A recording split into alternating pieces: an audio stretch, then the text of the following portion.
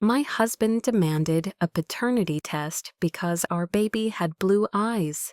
He came back to read the results, so I let him. And then I laughed. I still remember the way her hair caught the light that morning, fine as silk, the color of champagne. She was barely 5 weeks old, her tiny hand wrapped around my finger, eyes wide and impossibly blue. We were sitting in the nursery. The rocking chair creaked softly beneath me, a rhythm I had grown used to during the long, silent nights. There was something sacred about those early hours, the kind of stillness only new mothers understand. My body was tired, but my heart was full. I had never known a love this exact, this tender, this sharp. Then he walked in. His silence hit harder than a slap. No kiss on the forehead, no hello to our daughter. Just a stare, a long, burning stare. It started with her eyes. "She doesn't look like me," he said, almost to himself. I froze. Then he added, "Or like you either." That's when I felt it. The first ripple of something breaking. I'm Elise, by the way. I'm 31 years old. And up until that moment, I thought I had a happy marriage. We met in college. He was the quiet one with sharp features and kind eyes. I fell for his steadiness. I thought it meant loyalty. Apparently, it just meant he was good at hiding suspicion. I tried to laugh it off. Babies change, you know that. My sister was born blonde and she's almost black-haired now. But his eyes, cold, dark, unreadable, told me he wasn't joking. Something in him had shifted. He wasn't holding our daughter. He wasn't touching me. His body was in the room, but his trust had already left. The words came slowly, like he was testing them in his mouth. "Elise, I want a paternity test." The floor dropped beneath me. I couldn't speak. I couldn't move. My arms wrapped tighter around our daughter, more instinct than thought. My chest was buzzing, somewhere between a scream and a sob. But all I managed was, "You don't mean that." He did, and worse, he had already booked the appointment. I begged him not to do it. Not because I had anything to hide, but because of what it meant. He was supposed to be my partner, the one who held my hand in labor, who cut the cord, who swore he loved me as tears streamed down his face. And now this. "You're being irrational," I said, trying to keep my voice even. "It's postpartum hormones. Her features will settle." But his voice cut sharp. "I can't live with this doubt." And with that, he left. He walked out the door without another word. No bags, no plan, just gone. As if disappearing would bring him clarity. As if I was the one who needed to prove something. That night, I sat alone with our newborn. I didn't cry, not yet. The betrayal hadn't even settled. It just hovered, thick in the air, pressing down on everything soft and sacred. And in that moment, I realized something that scared me more than the test, more than the silence. He didn't trust me, not even a little. And worse, he didn't deserve me. The next morning, I woke up hoping it was all a bad dream. The crib was beside my bed, my daughter breathing softly, her little lips twitching in sleep. I watched her for a long time, memorizing every curve of her face, every rise and fall of her chest. She was perfect, innocent, and completely unaware that her father had just questioned her right to belong. The house was quiet, too quiet, no coffee brewing, no footsteps, just silence, and the ache that comes when someone you love chooses distance over conversation. I texted him, "Where are you?" It took him 5 hours to respond. "Staying with Mom for a few days. Need to clear my head." That was the moment the betrayal truly landed. Clear his head? After accusing me of infidelity, of birthing a child who might not be his, he needed space?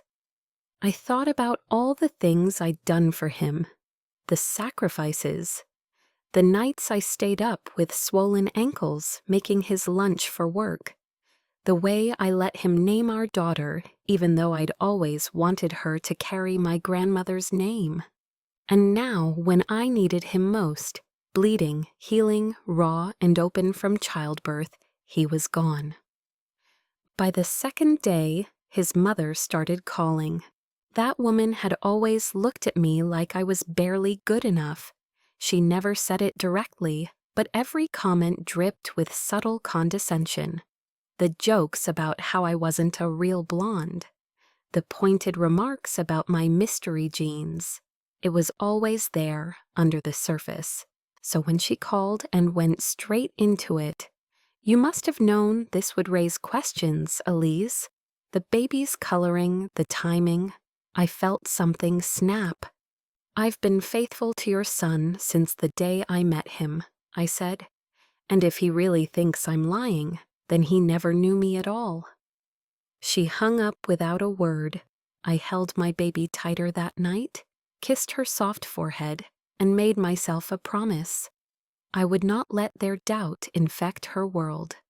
I would protect her from their shadows, even if it meant standing alone. The days crawled. My sister came over to help, cooking meals and cleaning bottles, while I sat in the nursery, trying to keep the tears from reaching my daughter's tiny ears. "I always knew he was too quiet," my sister said. "You never know what quiet people are really thinking." "He thinks I cheated," I whispered. She stopped, eyes burning. "You gave birth to his child, and now he wants evidence?" The test date came. I drove myself. He didn't even offer to come with me, just texted the address and that he'd already arranged everything. I walked into that clinic with my daughter in my arms, head high, spine straight. But inside I was shaking. The nurse was kind, but even she looked uncomfortable when she read the form aloud. Paternity confirmation requested by father. Potential infidelity noted.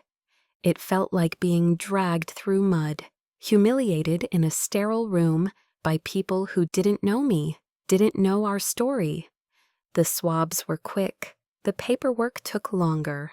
Then nothing. No apology, no call. Just more silence.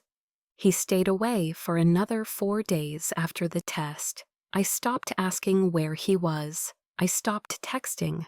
I started imagining life without him. And to my own surprise, it didn't feel empty. It felt clean. I started noticing how peaceful the house was, without his tension lingering in the corners. I could breathe again. My baby smiled more. I slept more deeply, even if only for 2 hours at a time. By the 7th day, something in me had changed. I wasn't waiting for him anymore. I was waiting for the results, not to prove anything to him, but to prove something to myself. I wanted the truth documented, so I could look at it, hold it, and say, "This is who I am, and this is who you lost." Because by then I already knew. It didn't matter what the results said, the damage was already done. There's a silence that comes after betrayal. It's not empty, it's dense, heavy, almost alive. It sits beside you while you feed your newborn. It stands in the corner while you fold laundry. It lingers in your chest when the doorbell rings and it's never him. But eventually, that silence becomes your teacher. It was on the 9th day, during a 3 a.m. feeding, when I realized I no longer needed him to come home. My daughter's breath was soft against my collarbone. Her tiny fingers curled into my nightgown. I looked down at her, this living proof of my loyalty, my love, my body's sacrifice, and I thought, this is enough. She is enough. I stopped checking my phone. I stopped hoping for apologies or clarity. I started learning how to do things one-handed, diaper changes, heating bottles, even sending bills, because there was no backup coming. There was only me. My sister kept showing up. She brought me almond milk and granola, and she never asked questions I couldn't answer. One night she left a note on the fridge written in her quick, messy scrawl. "He doesn't deserve to see how strong you're becoming." And that stuck with me. The house slowly shifted. I rearranged the nursery. I moved his slippers into the hall closet. I took down the framed photo of our wedding day and slid it quietly into a drawer. But I didn't throw it away. Not yet. I wasn't ready to erase the past. I just didn't want to keep honoring a version of us that no longer existed. On day 12, the envelope came, a thick manila one, sealed at the corners from the lab. No text from him, no heads up, just the envelope. I didn't open it right away. I placed it on the table and made a cup of tea. I held my daughter in one arm and stared at the package like it was something dangerous, because in a way it was. This little piece of paper would confirm what I already knew, but it would also remind me that someone who claimed to love me needed paperwork before he could believe in our family. And that hurt more than any affair ever could. Still, I didn't touch it. I waited. I waited for him to come back, because if he wanted to tear this family apart with suspicion, then he was going to look me in the eye when the truth stared back at him. I planned the moment in my head.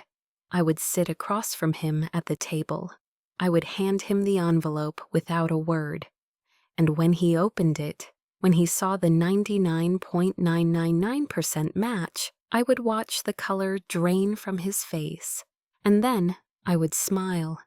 Not out of cruelty, not out of revenge, but because some betrayals are so ridiculous, so unforgivable, that the only dignified response is to laugh.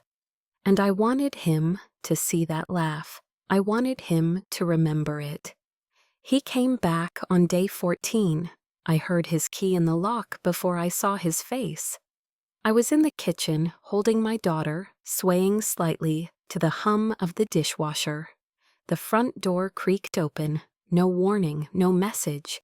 He stepped inside like he still lived here, like nothing had happened. "Hey," he said, like that was enough. I didn't move. I didn't say a word.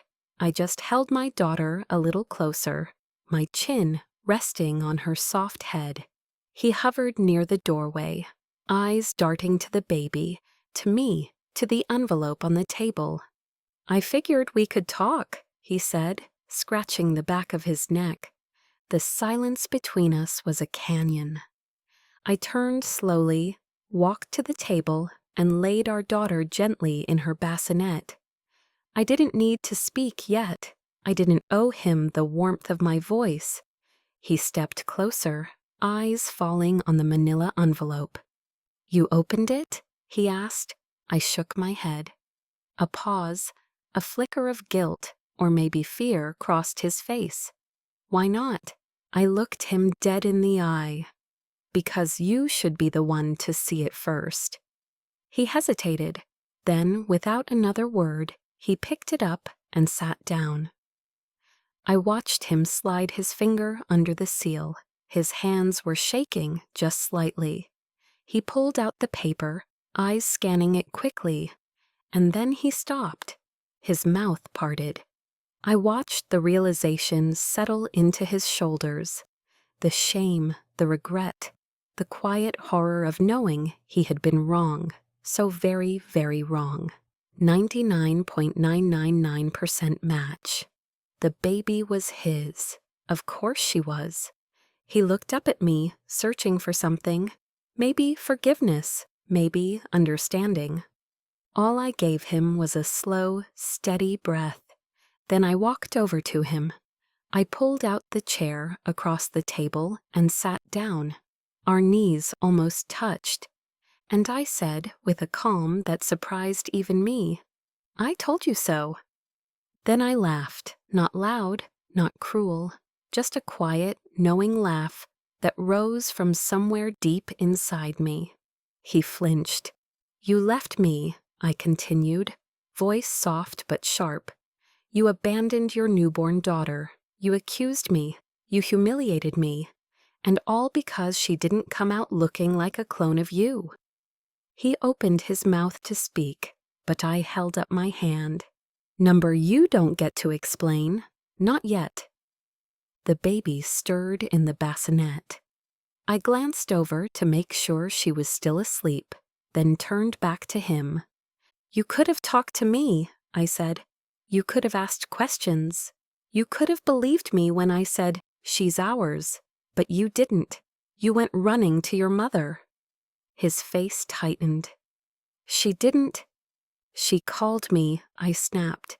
"She said the baby didn't look like you, that I must have known what I did. She treated me like garbage while I was bleeding and breastfeeding and barely sleeping."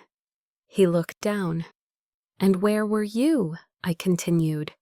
"While I was holding her through colic? While I was washing bottles at 2 a.m.?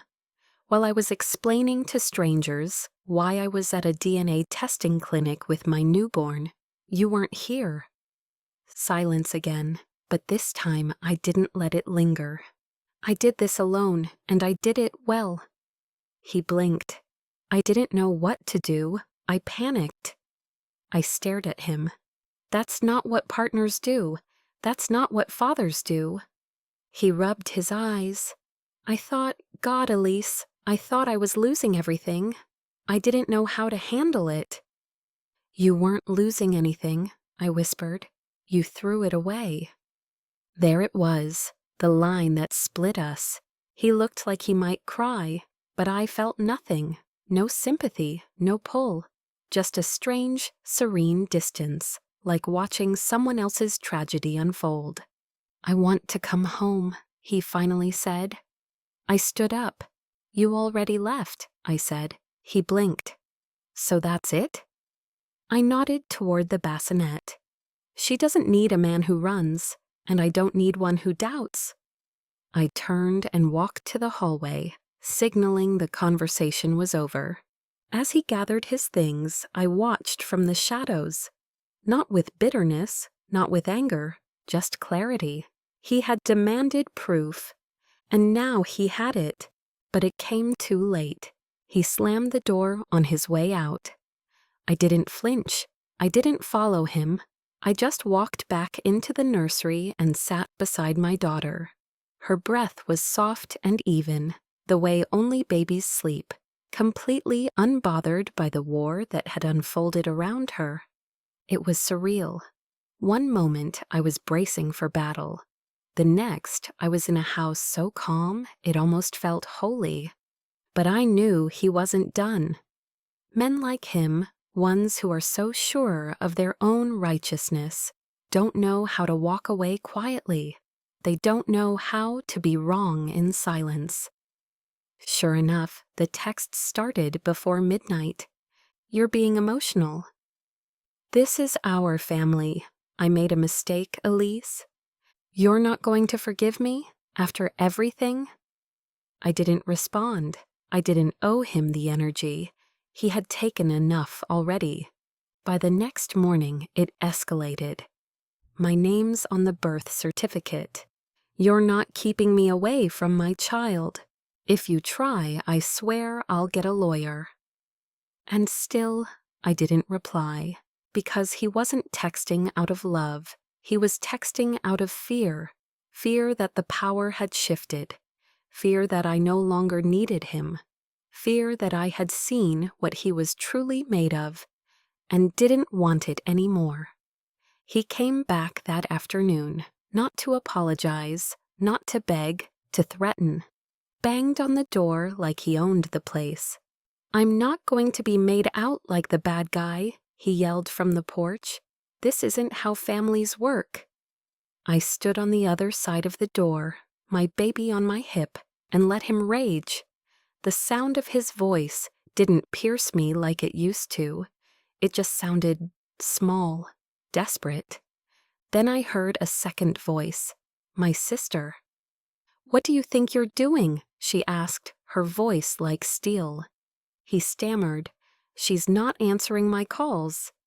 "Because you accused her of cheating. Because you disappeared for 2 weeks.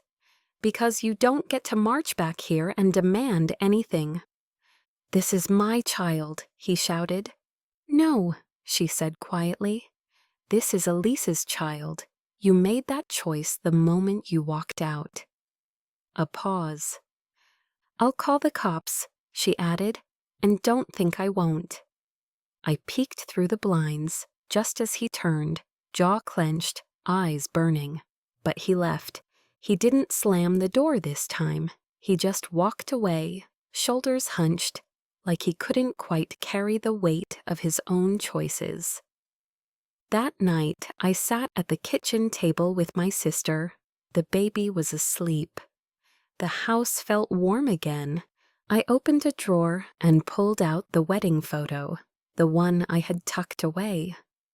I looked at it for a long time, the smiles, the vows, the man I thought he was. And then, without drama, I tore it in half. My sister didn't say anything. She just poured me another cup of tea. Because some acts of revenge don't need to be loud. Sometimes the most powerful thing you can do is nothing at all. Just live well. Just move on. Let them sit in the silence they created. In the weeks that followed, life didn't go back to normal. It became something better. There was no dramatic goodbye, no courtroom showdown, just distance, intentional, quiet distance. And in that space, I began to rebuild, not the marriage, not the illusion, but myself. At first, it was small things. I started walking every morning with a stroller, breathing in the stillness of dawn. I joined a mother's group. I started eating meals that weren't just toast and leftover baby snacks. I lit candles in the evening and let the house smell like lavender instead of formula. I found joy in the slowness. One afternoon, while folding tiny onesies, I looked over at my daughter, asleep in her swing, and thought, this is enough. Her existence, her trust in me, her laughter that had started bubbling up like champagne. This was the center of everything now. Not him. He tried in his way. Polite emails, scheduled visits, apologies laced with explanations. He wanted to co-parent. He wanted to be more present. But it was all too late. You can't step back into a life you walked out on like nothing happened. I never kept her from him, but I never let her depend on him either. Because here's the thing no one tells you. When someone shows you who they are in your most vulnerable moment, believe them. And when that moment passes, don't invite them back in just because they remembered how to say sorry. I didn't need revenge in the way people imagine it. No public shaming, no yelling in court. My revenge was quieter, deeper. I thrived. I went back to freelancing during naps. I started setting boundaries, not just with him, but with everyone. His mother never got a reply to the email she sent, offering to clear the air. I didn't need an apology from someone who only saw me clearly after DNA proved my worth. The part of me that used to bend, used to over-explain, used to wait for love to feel safe again, that part was gone. And in its place was something stronger, wiser. Some nights I'd catch my reflection while rocking the baby and barely recognize the woman in the mirror. Not because I looked different, but because I finally saw her fully. The lines of exhaustion, yes, but also the resilience, the quiet power. I didn't need him to believe in me. I believed in me, and I believed in her. This little girl who would grow up, never questioning her place in the world, never needing to prove her worth to a man who flinched at her baby photos. I would raise her with truth, with strength, with softness that did not bend for anyone's ego. And one day, if she ever asked about those first days, why her father wasn't in the pictures, why there were 2 weeks of silence, I would tell her the truth, that I loved her enough to walk away from anyone who made me feel small, and that sometimes the strongest thing a woman can do is stay still while the storm passes, then plant something beautiful in the wreckage. If you've ever been doubted, disrespected, or made to prove your worth to someone who should have known better, you're not alone. Share your story in the comments. And if this one hit home, don't forget to like, subscribe, and stay for more true stories of quiet strength and unexpected revenge.